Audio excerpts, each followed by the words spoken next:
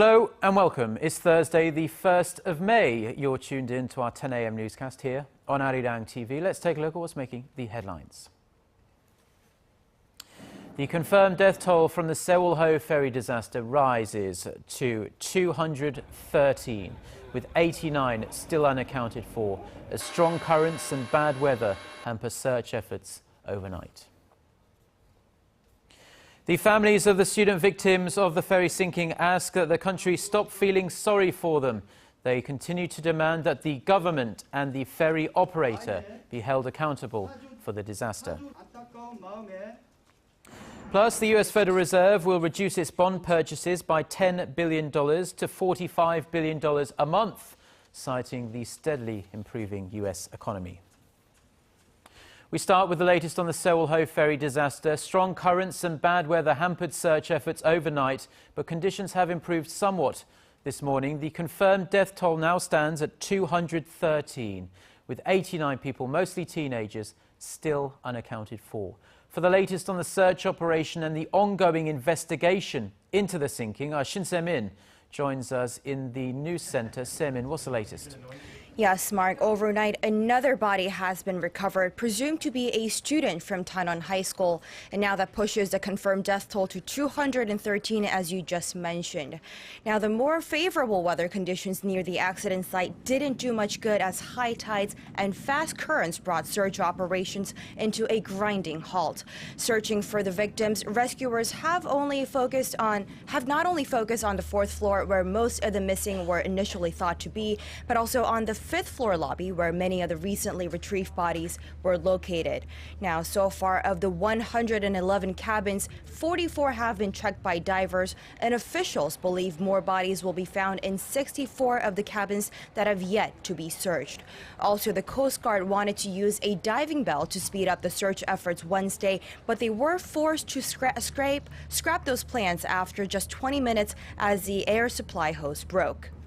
Now, yeah, well, let's hope the diving bell can be used today, because there does seem to have been a lot of issues with that, unfortunately. Now, the Coast Guard has issued an apology to the victims' families. What prompted this 2 weeks after the accident? Yes, there was a press briefing in Chindo Wednesday, and the Commissioner General of the Korea Coast Guard, Kim Seok-kyun, a member of the government task force handling the disaster, apologized for the pain the accident has caused to families. He bowed his head and expressed his deep responsibility for the disorganized, inefficient, and slow rescue efforts. He also said he'll push for clear answers to the criminal investigations. Now, that includes allegations against the operator of the Chunghae-jin Marine Company of overloading the vessel. Now, 2 members have been arrested for ignoring crew members' safety warnings on multiple occasions. Also, a shocking revelation was made regarding rescue operations in the early days following the ferry sinking. A lawmaker of the Parliamentary Defense Committee said that a report by the Defense Ministry showed that maritime police restricted the Navy from getting close to the accident site, and claimed that Undine, a private rescue operation company, should dive first. And now it was found the company apparently was hired by Chunghae-jin Marine Company. Well, Se-min, if that's true, it reflects extremely badly on the authorities there. How about the investigation with the actual owner of the Chunghae-jin Marine Company? Yes, a special investigation team is speeding up its probe, especially on the practical owner of the ferry operator, Yoo Byung-un. Now, Yoo's brother-in-law and 2 daughters have been notified to appear before prosecutors by Friday 10 a.m. Korea time, so they have about 24 hours to meet that deadline. And one of the 7 key figures linked to Yoo, the CEO of the cosmetic companies called Tapanda, Song Guk-bin, has been questioned at Incheon District Prosecutor's Office on suspicion of corruption. Also, investigations have revealed that the Sewolho ferry had been put up for sale 1 month before the accident. Now, if the company would have sold it at its asking price, the Chunghae-jin Marine Company would have taken a loss of roughly $5.8 million. Now, investigators are trying to figure out why. That's all I have for now, but I will bring you more updates later on. Thank you very much, Se-min, for that report. Now, more than 2 weeks after the tragedy, and there are still more questions than answers. To get a better idea, the state auditor has launched an investigation into 4 government agencies to determine what they did and didn't do that may have contributed to this awful disaster. Ji Myung-gil reports. The state auditor has launched a preliminary probe into 4 government agencies that have played key roles in the Sewolho ferry disaster. On Tuesday, the Board of Audit and Inspection began looking into the Maritime Ministry, the Ministry of Security and Public Administration, the Korea Coast Guard, and the Korea Maritime and Port Administration. Auditors will be looking into whether the agencies took appropriate measures in dealing with Korea's worst maritime disaster in decades. The preliminary inspection will look into how the agencies managed the safety inspections of ships. It will also review points made by experts and the media about the government response. Although the preliminary probe is supposed to mainly include a review of documents and by the agencies being inspected, the audit board has also dispatched officials to collect additional information. The move is a prelude to an intensive audit planned for next month on the 4 agencies and their handling of the Sewolho disaster. To more effectively deal with future crises, President Park Geun-hye announced Tuesday that a new safety ministry would be launched under the purview of the Prime Minister's office. Ji Myung-gil, ARIRANG News. There isn't a single person in the country who hasn't been touched by the tragic sinking of the Sewolho ferry. There's been an outpouring of sympathy for the victims' families. But the families have a message now for the public. Stop feeling sorry for us. Park Ji-won tells us why.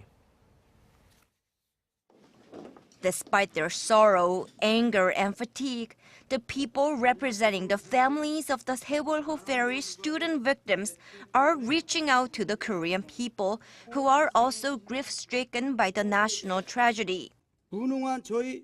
Please stop feeling sorry for us. It's us who were unable to protect our own children.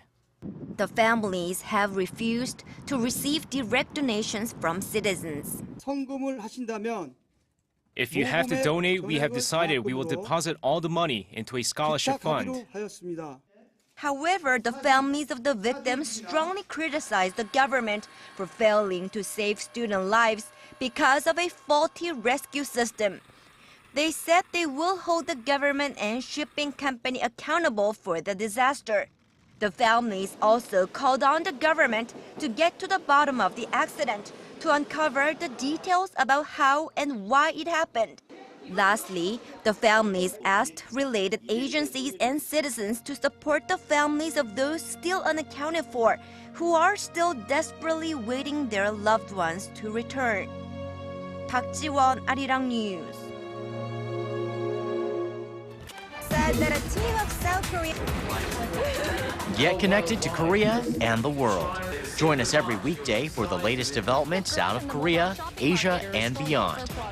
On air, on your mobile, and online, we lead the way every day. ARIRANG News. To try and resolve the crisis in Ukraine, the European Union also offers 15 billion euros. The dire human rights situation in North Korea will be in the spotlight at the UN Human Rights Council headquarters in Geneva later on this Thursday. Finding ways to persuade the North to improve the way it treats its people will be the focus of the Universal Periodic Review. The review studies the human rights situations in all UN member countries every 4 years, and the North is a repeat offender. In a written report submitted to the UN ahead of the review, North Korea said it was making efforts to address its problems through laws to protect the underprivileged. After the review is over, the UN Human Rights Council will adopt a summary along with recommendations for the regime. The US Federal Reserve has announced a further reduction of its economic stimulus efforts. The central bank says it will cut its monthly bond purchases by an additional $10 billion to $45 billion. Fed Chair Janet Yellen says the bank will continue to support the US economy for as long as it thinks is necessary. The continued tapering was announced on the same day official figures showed the US economy grew at an annual rate of just 0.1% in the first quarter. However, the Fed says it thinks growth has picked up recently after contracting during the very cold winter when there was very adverse weather conditions. The announcement didn't have that much of an impact on Wall Street, though, with the Dow Jones, Nasdaq and S&P 500 all slightly up for the day. Back here in Korea, and April was another solid month for Korean exports. The nation's trade balance has now been in the black for 27 straight months. The Trade Ministry said Thursday that outbound shipments in April came to $50.3 billion. That's up 9% on year. This also marks the second time the country's exports have surpassed $50 billion since October of last year. The nation's trade surplus stood at around $4.5 billion last month as imports came to $45.9 billion and imports were up 5% from the same period last year. New output data shows most industry sectors in Korea performed better in March than the previous month. There are also signs domestic demand is finally beginning to grow. Hwang Ji-ae reports. Korea's industrial output last month dismissed worries that the nation's economy might not be recovering as many had hoped. Statistics Korea said Wednesday the output rose across all industries except for the construction sector in March. Production in the mining, manufacturing, and gas industries rose 0.9% last month from February, following 2 straight months of decline. The agency said the gain was led by strong exports of automobiles and semiconductors. More importantly, retail sales and the service industry rebounded, stoking hopes that lackluster domestic demand is finally picking up. Retail sales went up more than 1.5% last month, while service sector production also edged up 0.1%. Further brightening the economic outlook, facilities investment also bounced back, confirming that businesses expect growing demand in coming months. Although the central bank has cautioned that the sunken Sewolho ferry disaster might hurt consumer sentiment, Nomura Securities believes the disaster will have a limited impact on the economy. The Japanese brokerage firm said private spending could drop in April but will likely recover soon. It also kept its growth forecast for Asia's fourth largest economy for this year unchanged at 4%. The nation's overall industrial output rose slightly by 0.4% in March after a 1.3% fall in the previous month. Hwang Ji-ae, ARIRANG News. Korea's consumer prices grew at the fastest pace in 8 months in April, easing concerns about deflation. The nation's consumer price index rose 1.5% from a year earlier, the fastest on-year rise since August of last year. The price of fresh food like agricultural and fisheries products dropped, but rising utility costs like electricity, water and gas, as well as home rental prices, attributed to the spike. The data comes amid worries the country might be entering a deflation phase, as the consumer price growth has been stuck around 1% since last September. Now, the latest buzzword in the tech world is Internet of Things. Market researchers expect this sector to be worth more than $300 billion in 2020. And Na Hyung-kyung reports on what we can expect. Connecting physical objects through the internet and creating new information and business models. It's called the Internet of Things. Here's an example. Footage is recorded through numerous surveillance cameras on expressways and data is collected. But instead of simply having the two pieces of information relayed, the internet is used to help connect the two and provide authorities better control of the traffic system. And there will be many more examples to list in the future, with the concept evolving into what's called the Internet of Everything. Some of the key things that are evident today is that there will be massive improvements in terms of efficiency. For example, using energy usage to make the planet more green. Also improvements in agriculture, making of food and so forth, where we keep track of rainfall, appropriate fertilization and so forth, to maximally use our agricultural capacity given climate change and everything else. For that, internet connectivity and the availability of wireless and cellular networks are critical. And it doesn't hurt that Korea has a state-of-the-art mobile network system. But even with advanced internet connectivity, there are still many more hurdles that not only Korea but the global markets need to overcome before this concept becomes a full part of our daily lives. The format in which data is sent to networks is not standardized. People will feel the actual effects. Only if related businesses can agree on a standardized protocol for developing technologies and devices. The Korean government plans to inject $50 million into fostering the Internet of Things market in 2014. Although experts say it will take years, if not generations, for the Internet of Everything to be fully commercialized globally, they also agree that the market for the Internet of Things in Korea is very close to being realized. 나현경, 아리랑 뉴스.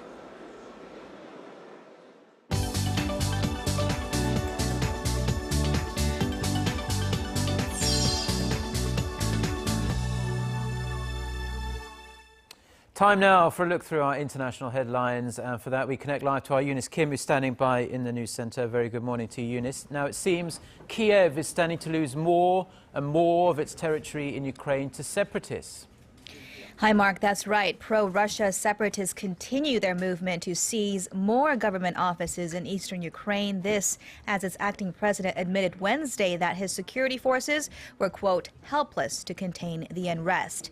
At dawn, heavily armed gunmen in unidentified green uniforms stormed buildings in Horlivka, including its police headquarters. The Interfax Ukraine news agency reports the city hall in the industrial city of Alchevsk, east of Luhansk, was also taken by some 30 rebels. The takeover has come following Kiev's loss of the major eastern city of Luhansk, where separatists had one day before taken the provincial government headquarters and the main prosecutor's office. Ukrainian President Oleksandr Turchinov did warn his troops were in full combat readiness to the, quote, terrorist threat from Russia. Moscow, in response, called for an immediate termination of Kiev's militaristic rhetoric aimed at intimidating its own people. And turning now to the Middle East, Iraqis have cast their ballots in their first parliamentary election since U.S. forces withdrew from Iraq 3 years ago. But the historic election day was not without resistance, as more than 50 attacks were carried out near polling stations or on people on their way to vote, killing 14. Some 22 million people were registered to vote, and despite the heavy security, voters remained hopeful of democratic change. 9,000 candidates are vying for seats in the vote that's being seen as a referendum on Prime Minister Nouri al-Maliki, who has been leading Iraq for the past 8 years. Iraq is experiencing its worst unrest since 2008, with 160 people killed in bombing attacks this past week alone. And an explosion at a train station in China's tense northwestern region has killed 3 people and injured 79 others on Wednesday evening local time. It happened at the South Railway Station of Urumqi, the capital of the Xinjiang Uyghur Autonomous Region. Xinhua news agency also reports that knife-wielding mobs slashed people at the exit. The station did reopen 2 hours later, though, as Chinese President Xi Jinping, who was in the region, vowed decisive actions against the, quote, terrorists behind the attack. The area has been besieged by violence as Islamist separatists have been calling for an independent state called East Turkestan. And U.S. President Barack Obama is seeing his approval ratings drop to an all-time low to 41%. That beats his previous record of 42% back in November. The post-ABC News poll released earlier this week showed that more than half, 52%, of the 1,000 polled adults disapproved of his performance. The discontent grew when the April survey asked about the U.S. leader's handling of the Ukraine crisis and the implementation of Obamacare, his health care plan. His unpopularity is concerning to his fellow Democrats, who will be going head-to-head against Republicans and other minor parties in the 2014 midterm elections later this year.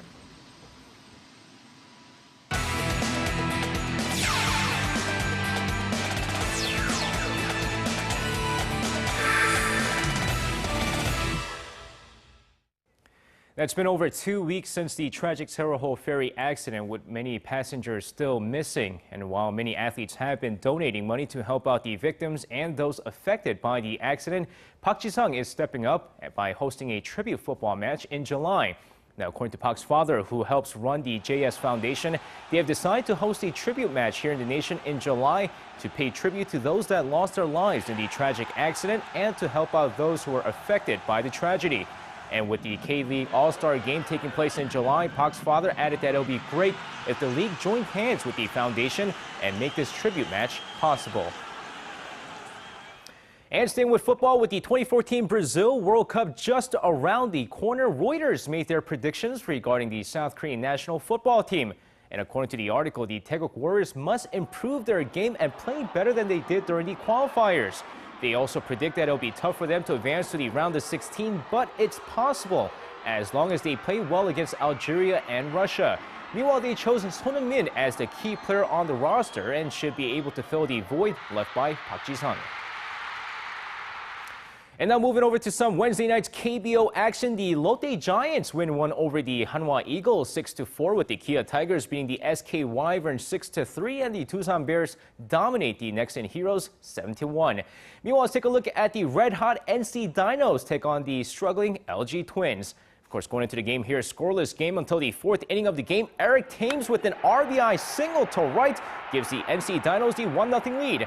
Next inning, Park Yong-taek at bat. He's going to ground one to short, but in E4 scores Chae Kyung-chul from second, and we have a tie ball game 1-1. Next play, Josh Bell, and there it goes, a two-run shot over the right field wall, and the Twins take a 3-1 lead.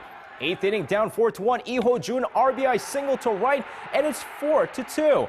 Next batter, Eric Thames once again, and this time an RBI double scores Na Sung-bum, and it's 4-3. Next play, Chi Seok-kun sends one to center field, a sac fly, and the tie ball game 4-4. But the ninth inning of the game, man on second, pinch hitter Lee Byung-gyu singles up the middle, and that's the winning run as the LG Twins take this game 5-4. And now staying in baseball, but over in the majors, where Choo Shin-soo signed a 7-year, $130 million deal with the Texas Rangers during this past offseason, is making sure he's worth every single dollar. And of course, as the leadoff hitter, the most important thing is to get on base, and he's doing plenty of that as he's currently leading the American League in on-base percentage as a leadoff hitter with .452 as of Tuesday. At the same time, he's also fourth in slugging percentage amongst the leadoff hitters at .500. And now finishing things off with the ongoing controversy over in the NBA, as Donald Sterling was banned for life by the commissioner of the NBA, Adam Silver. But now all the owners of the NBA will have to vote so that Sterling can sell the team. While the commissioner has stated that Donald Sterling will need to sell the LA Clippers, a voting needs to be done amongst the NBA owners, and 16 owners have come out stating that he must sell the team and that they'll vote for the move. Meanwhile, 8 owners have refused to reveal their stance, while 5 others were unavailable to comment. And that's going to wrap it up for me. This has been SJ. Have a great rest of the day, and see you guys again for your sports needs.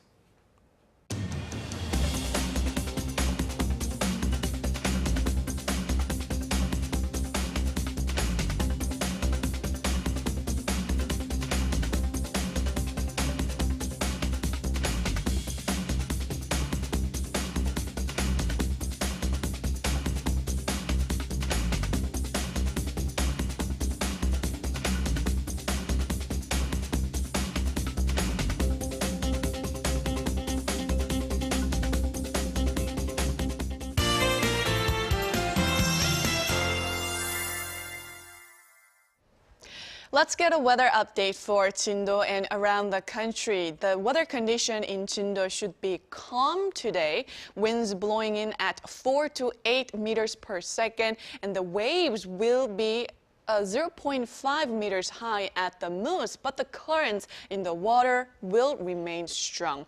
Well, the first day of May is kicking off with a mix of clouds and sun. Then the sun will dominate the skies across the nation as we head into the afternoon. And with that sunshine, highs will rebound into the mid-20s in most regions. So we can expect to have early summer-like conditions this afternoon. With that in mind, let's take a closer look at the readings for today. today. The low in Seoul is starting out at 12, then the high will rise to 23. Daegu will peak at 25, while Gwangju and Busan climb to 24 and 21 respectively. Now let's see how other regions are looking. It looks like down on Jeju will reach 20, Daejeon peaks at 24, and Dokdo should see a high of 17, while Mount Kumgang tops out at 16. Well, that's all I have for you at this hour, but I'll be back with more updates after noon. Thank you very much, Jiyeon, and that's all we have for now. We'll be back again at noon Korea time. Until then, goodbye.